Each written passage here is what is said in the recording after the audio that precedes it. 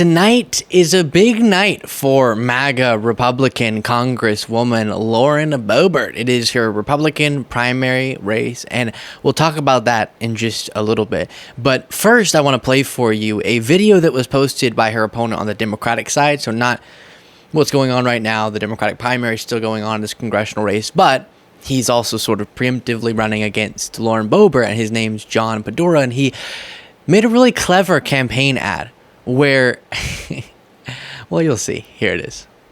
I'm John Pedora. I'm sitting in the very same seat that Lauren Boebert got kicked out of. The same way she got kicked out of Colorado's 3rd Congressional District. Now she's picked up her bags and fled to eastern Colorado to run in the 4th Congressional District.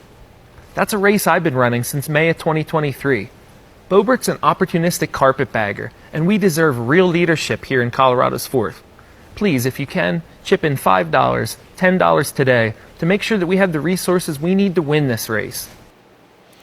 Yeah, and I didn't know when I originally saw this, but apparently he had posted a similar ad before. Again, very clever, sitting in the seat where Lauren Boebert was sitting when she was removed for her Boebert-y behavior, we'll say.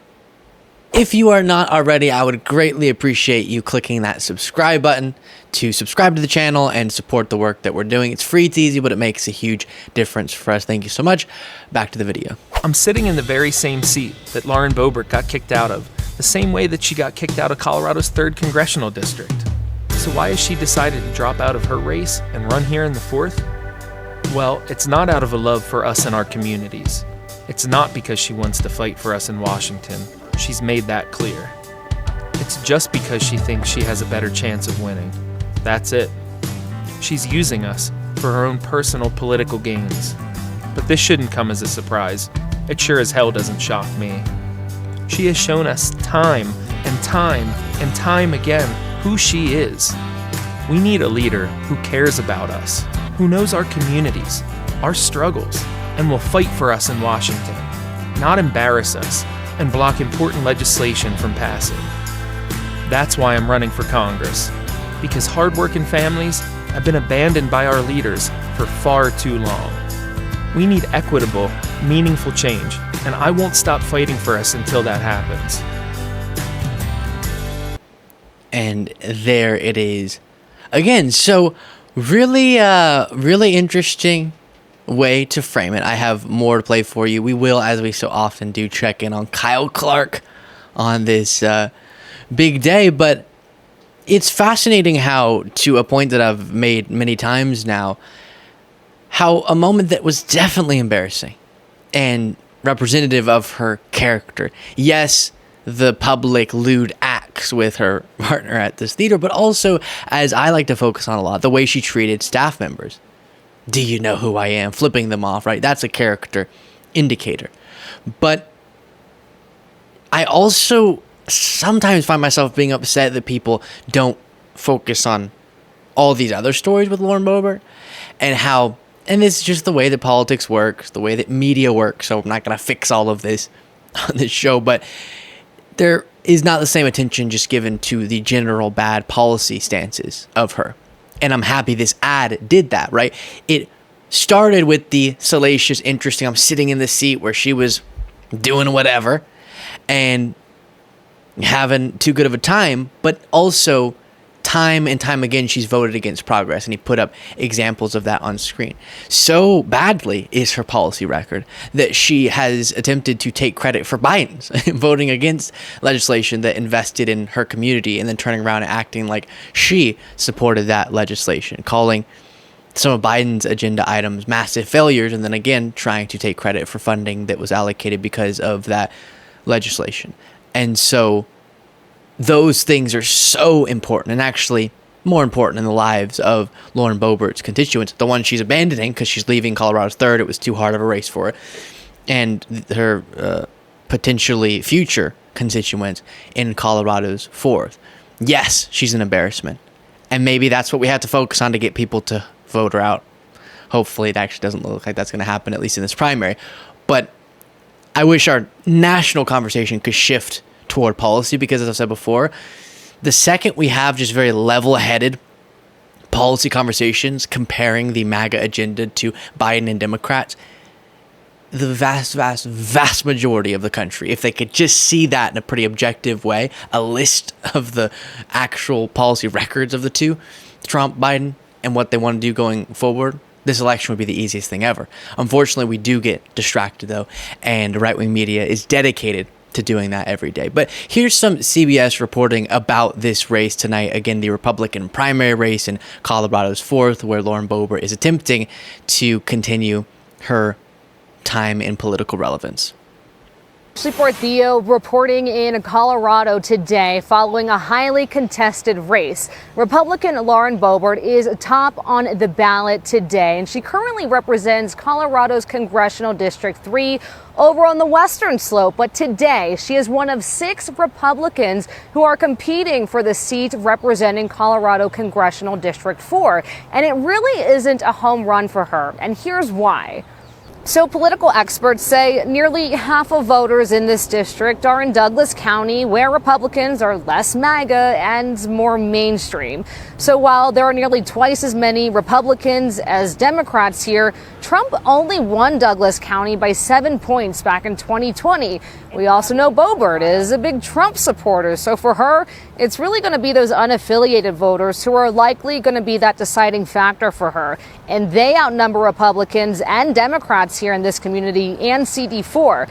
Now, still, experts say there are factors working in Boebert's favor today, things like name recognition, as well as a crowded primary field. And that means the anti-Boebert vote will be split 5 different ways. So the people that she's going against in this Republican primary, the point that's being made there and that Kyle Clark will make is that because there are 5 candidates running congressional primary races against Boebert that are premised on the idea that I'm the person you should vote for if you don't like Lauren Boebert, that could end up splitting the non-Boebert vote enough to where Boebert has enough of the vote to win.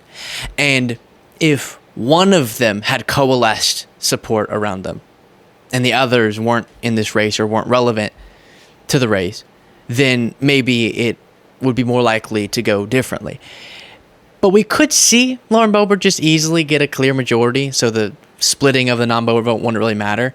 It is so unfortunate how the left hating someone and name recognition, no matter how vile you are or embarrassing you are, can carry you to victory in some of these Republican primaries, even someone like Lauren Boebert.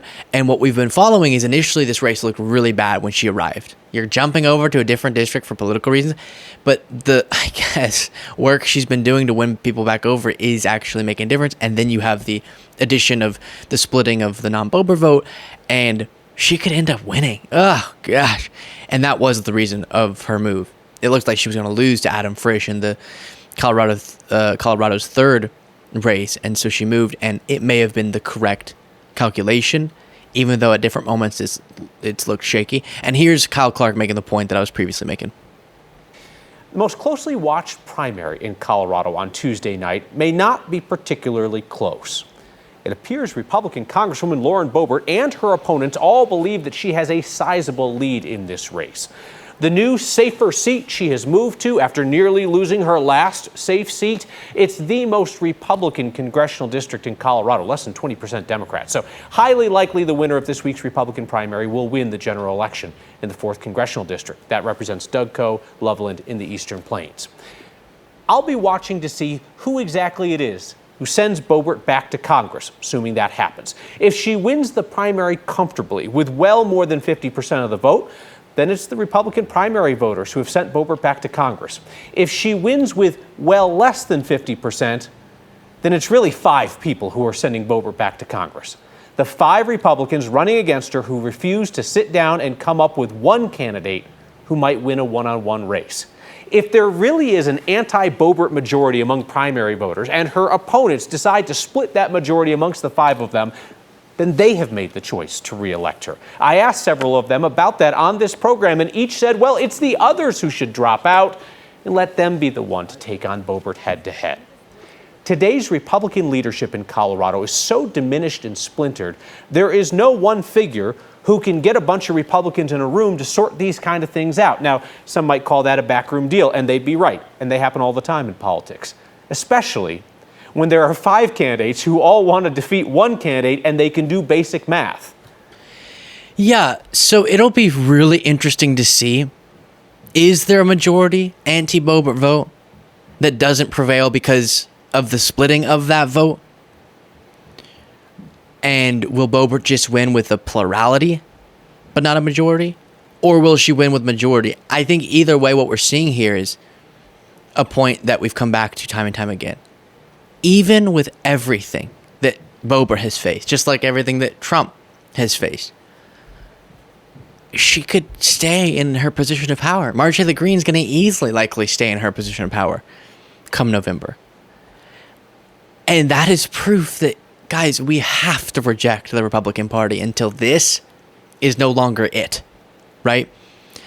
I think people still hold on to wrongly the idea that there is this clear, prevalent pulse in the GOP that is more rational. And while there are absolutely more rational Republicans, the power center, the relevant controlling factor in the Republican Party now is MAGA. To the extent where the convicted felon, obviously, Trump, with all of his scandals, is easily the nominee for the presidential ticket. But then someone in a congressional position of power is also going to be able to ride her name recognition and her MAGA status and her owning of the libs, I guess, to re-election. It seems that's likely to happen. And that is a horrible indictment of the Republican Party. If the things she's been caught up in can't get you booted out of a party, and there are other options. It's not like they're choosing between her and a Democrat at this moment. It's other Republicans. Now, the other Republicans are not great either, but they did have other options. And same thing, of course, with Trump, but we sort of assume the GOP staying around him. I just think people need to get their head around the fact that this is the Republican Party, so stop allowing them to get away with their acceptance of, or allowing MAGA to define the Republican Party like it currently does, and just go ahead and say, until this is no longer how it's defined, I'm voting against Republicans across the board. Because it's that type of devastation politically that has to happen for the Republican Party to ever move past MAGA. Absolutely necessary. So I'll obviously follow up on tonight's election, but crazy stuff going on in Colorado's 4th district, and at the top of the segment, a really good, brutal video for Lauren Boebert. Let me know what you thought of that in the comments. If you want to get the extra episode of the show daily, you can do so by clicking the join button below.